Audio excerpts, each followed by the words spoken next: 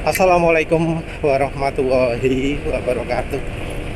Kali ini penulis mau bahas soal bahan bakar boboiboy ya.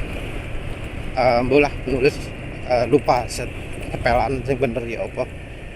Tapi yo kesane kok boboiboy mungkin bio-bobo atau apalah ya. Jadi bahan bakarnya ini ya kalau menurut penulis ya nggak beda jauh lah dari bahan nabati yang lain. Bahan nabati itu bagaimanapun punya karakter beda dari bahan bakar dari minyak bumi, karena ya sumber lemaknya pun beda. Kalau minyak bumi itu dipercaya sumbernya adalah lemak ya, lemak hewani atau apalah, sehingga kemudian jadi minyak. Karakternya beda jelas dari minyak nabati. Kita ngomong kebanyakan minyak nabati ya, selain dari minyak jarak. Soalnya minyak jarak itu beda sendiri ya, beda dari minyak nabati yang lain.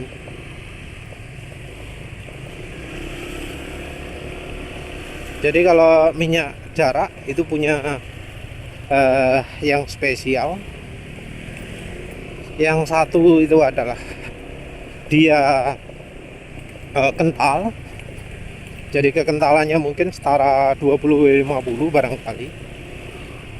Terus yang kedua adalah dia kalau kena panas bisa membentuk lapisan padat bening gitu ya. Mungkin ada minyak nabati yang lain yang menghasilkan seperti itu, karena jelas ada aditif bensin yang dipamerkan bisa membuat lapisan dalam tanda kutip pelindung pada pistonnya, jadi ada bening-beningnya gitu ya. Jadi ada dua ya perbedaan antara minyak jarak dengan minyak nabati yang lain. Minyak nabati kebanyakan itu sifatnya encer kalau dalam bentuk cairan. Kita belum ngomong soal bahan bakar, karena yang namanya hidrokarbon bisa dirubah dalam bentuk lebih cair, lebih mudah terbakar. Tapi kita ngomong yang dalam bentuk minyaknya dulu lah, yang biasa kita temui. Jadi dibanding dengan oli mesin, dengan oli mineral atau yang dari bahan minyak bumi atau yang daur ulang, itu minyak goreng lebih encer. Encernya kira-kira seperti SAI 30. Dan tentu ingat juga bahwa yang namanya oli mesin itu ada yang encer juga. Bahkan sekarang ada 0W8 gitu ya. Entah apakah sudah ada 0W4 atau enggak, tapi 0W8 jelas sudah ada, 0W16 sudah ada, 0W20 sudah dipaksakan untuk kendaraan di Indonesia. Minyak goreng itu kira-kira SAI 30, jadi lebih kental sedikit dari 0W20 lah, kira-kira seperti itu. Jadi kemudian kalau jadi bahan bakar pasti ada bedanya. Ingat juga bahwa bahan bakar itu nggak 100% bahannya dari tertentu toh ya. Jadi antara bensin satu dengan yang lain itu bisa beda, karena selain ada aditifnya, bahan pembentuknya juga beda kan. Ada yang ya pakai nafta gitu ya istilahnya, tapi sebenarnya nggak cuma nafta saja, ada molekul-molekul lain ya. Oleh karena itu kualitas bahan bakar bisa beda-beda karena bahan pembentuknya beda. Bukan cuma dari aditifnya ya, tapi dari base-nya. Base fuel loh kalau nyebutnya ya. Nah, sementara itu bahan nabati biasanya seragam ya. Jarang ada yang menggunakan bahan nabati itu dari berbagai jenis. Ada yang dari ini toh gitu ya. Penulis nggak lihat jelas ya klaim dari Boboiboy ini apa saja ya, karena ya katanya klaimnya terlalu luar biasa, tapi ya terus terang penulis kurang begitu tertarik karena ya, rasanya nggak bisa bakal coba ya. Coba dalam artian bukan cuma 1 liter ya, tapi berliter-liter. Nah, tapi kalau kita lihat dari kebanyakan implementasi dari bahan nabati itu, sebenarnya kita bisa simak kelemahannya itu apa. Kelemahan atau bahkan ada yang menyebut sebagai keunggulan dari minyak nabati itu apa? Biodegradable. Dia mudah terurai.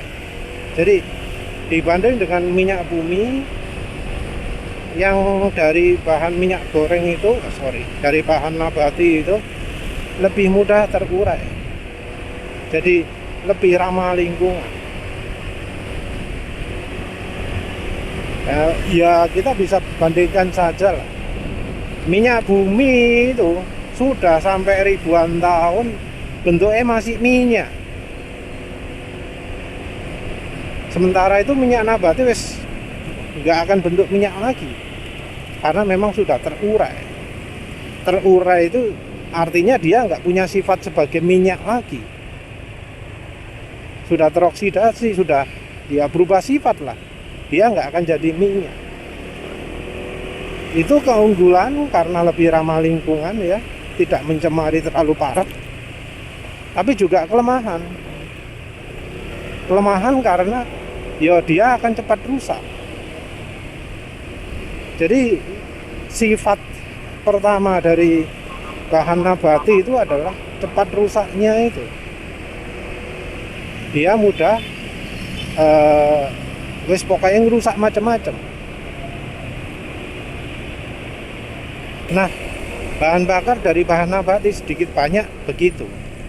Jadi yang bikin biosolar itu jadi sangat dijauhi karena dia dibuat dari bahan nabati yang kemudian menjadi yang disebut FAME.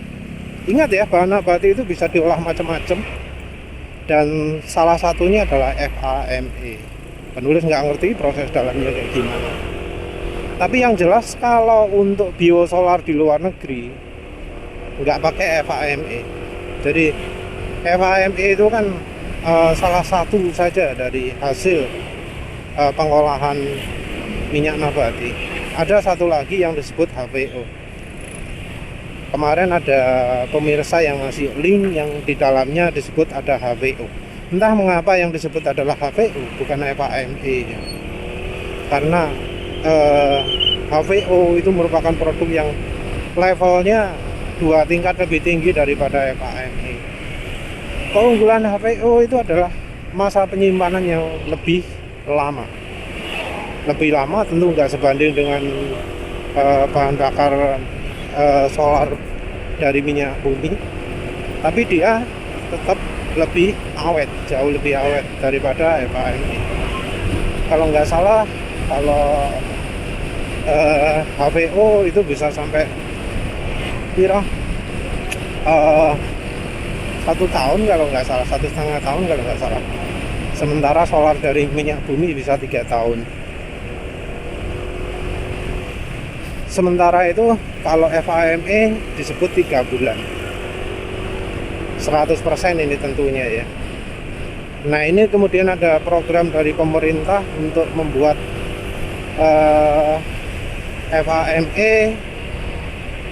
biosolar 50%. B50. Nah, ini tentu ya sifatnya sangat rusak ya. Jadi ya jangan heran kalau ya di Indonesia ini jadi kemudian populer flashing. Yang di flashing itu apa? Tangki bahan bakar, filter bahan bakar, apa maneh? Pompanya juga. Kenapa? Karena ya biosolar itu sangat merusak. Ini masih bicara sistem saluran bahan bakar. Kita belum bicara yang di olinya. Nah, sifat dari bahan bakar nabati itu yang satu lagi yang nggak baik ya untuk mesin, itu adalah fuel dilution. Jadi bahan bakar dari nabati itu punya sifat fuel dilution yang tinggi. Ini karena molekul minyak nabati katanya lebih kecil. Molekulnya bikin lebih licin, tapi sebagai konsekuensinya bahan bakar dari nabati itu akan lebih mudah masuk mesin. Padahal tadi bahan bakar dari nabati itu punya sifat degradasi yang lebih cepat juga. Karena degradasi yang lebih cepat ini ya membuat oli mesin jadi lebih cepat rusak. Contoh paling nyata itu kalau di FAME. Jadi dicontohkan oleh Mercedes-Benz bahwa bahan bakar yang mengandung 20% FAME itu bisa bikin filter oli itu jadi hitam ya, dalam waktu 5.000 km. Hitam sudah parah, di 10.000 km wis wah gak karu-karuan kotorane. Padahal cuma B20. Ditunjukkan juga ketika disimpan ya, biosolar B20 nya bisa lebih cepat rusak. Ditunjukkan juga kerusakan korosi yang terjadi pada injektor. Jadi problem utama bahannya lebih cepat terdegradasi. Terus kemudian lebih cepat fuel dilution juga sudah terdegradasi, fuel dilution juga. Ya ada sih memang solusi untuk mencegah fuel dilution, untuk mengurangi fuel dilution. Ini dijelaskan oleh The Motor Oil Geek ya, ketika dia menjelaskan soal liner. Jadi salah satu yang bisa mencegah fuel dilution itu adalah adanya guratan pada dinding silinder. Nah ini juga dilema lagi. Kenapa? Karena sekarang kendaraan modern itu butuh pendinginan ekstra karena kompresi sangat tinggi. Kompresi dibuat tinggi karena tuntutan efisiensi, karena ya tenaga harus dikorbankan demi untuk knalpot yang lebih mampet, knalpot yang lebih memfilter. Knalpot bumpet ini membuat pabrikan mau nggak mau harus meningkatkan power atau efisiensi kendaraan biar konsumen nggak merasa kok lebih lemot versi barunya. Jadi ini dikeluhkan jelas oleh negara-negara yang sudah menerapkan Euro 6 ya. Pada mengeluh ini tenaga jadi turun karena ya mau nggak mau harus menggunakan sistem yang bikin mesin nggak efisien. Sudah dikasih catalytic converter, posisinya juga harus lebih dekat ke saluran buang, ke mesin. Padahal itu akan mengurangi power, mengurangi efisiensi. Jadi mau nggak mau tenaga harus ditingkatkan dengan cara ya salah satunya kompresi ditingkatkan. Karena mesinnya lebih panas, butuh pendinginan lebih baik. Selain pakai radiator, ya sudah dari awal pakai radiator, maka bahannya juga menggunakan dari bahan aluminium. Jadi bukan bahan baja lagi. Masalahnya adalah kalau silindernya aluminium, gak bisa dikasih goretan-goretan itu, gak bisa dikonik, gak bisa ada guratan-guratan yang dalam. Jadinya apa? Jadinya ya fuel dilution. Jadi kalau pakai kendaraan pakai bahan bakar dari bahan nabati, itu harusnya kendaraannya menggunakan silinder dari bahan baja, karena bahan baja memungkinkan adanya honing, adanya guratan-guratan pada dinding silinder. Penulis ngomong memungkinkan karena ya yang Honda ya kalau nggak salah menggunakan silinder nggak ada honingnya ya, walau bahannya baja. Yang penulis tahu seperti itu. Wah, Lexus ISF. Jadi walau bahan baja, silindernya mulus. Ya inilah ya yang menyebabkan bahan motor-motor sekarang mengalami fuel dilution, karena dinding silindernya pakai yang mulus, nggak pakai yang model anak guratan-guratan. Jadi dua itu ya, degradasi, fuel dilution. Padahal bahan bakarnya degradasinya parah, dia masuk oli yang kena bahan yang degradasinya ketahanannya buruk, jadi ikutan buruk, jadi kualitasnya jadi turun. Oli lebih cepat rusak, oli lebih cepat teroksidasi, lebih cepat sampai membentuk lumpur, membentuk sludge, membentuk varnish. Kita nggak ngomong kerak, soalnya orang Indonesia kerak itu biasanya salah paham, tapi lebih jelas adalah varnish. Varnish itu adalah lapisan berwarna ya, biasanya warna kuning yang kalau parah jadi hitam di mesin. Kalau di grup besar oli, grup pelumas besar, biasanya ngomong itu adalah pelindung mesin, padahal itu adalah varnish. Ya entah mengapa lah ya, varnish itu jadi sesuatu yang diinginkan kalau di Indonesia. Ya maklum ya, mereka nggak suka baca-baca. Balik lagi lah ya, problem utamanya itu dari sisi keawetan, dari sisi satu lagi kompatibilitas. Kita nggak tahu apakah bahan bakarnya itu kompatibel dengan sistem saluran bahan bakar kita. Ojo-ojo ketika dipakai nanti sama ketika pakai etanol 100%. Jadi kemudian terdegradasi dari saluran bahan bakarnya. Jadi rembes bensinnya, rembes solare. Jadi ya contoh lah, dari pindah ke gasolin ke etanol, itu dari pabrikan itu membuat beberapa perubahan pada kendaraan.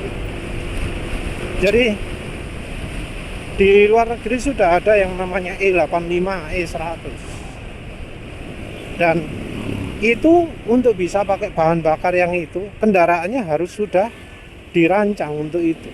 Jadi istilahnya sudah tersertifikasi. Dari kendaraannya harus sudah mendukung E85, E100. Dan itu biasanya ada tertera jelas di spesifikasi. Kendaraan ini sudah mendukung E85, E100. Jadi jelas untuk bisa pakai bahan bakar nabati 100%, ini kita ngomong etanol, itu butuh modifikasi. Nah untuk kasusnya biosolar yang di Indonesia, itu juga sudah ada contoh. Kalau ingin jelasnya dari Toyota ya, dari truknya Toyota Dyna, itu disebut untuk mendukung bensin B30, dia disediakan filter bahan bakar yang ukurannya super jumbo. Tujuannya adalah untuk membuat mesinnya lebih tahan terhadap B30. Jadi untuk membuat kendaraan itu lebih tahan dari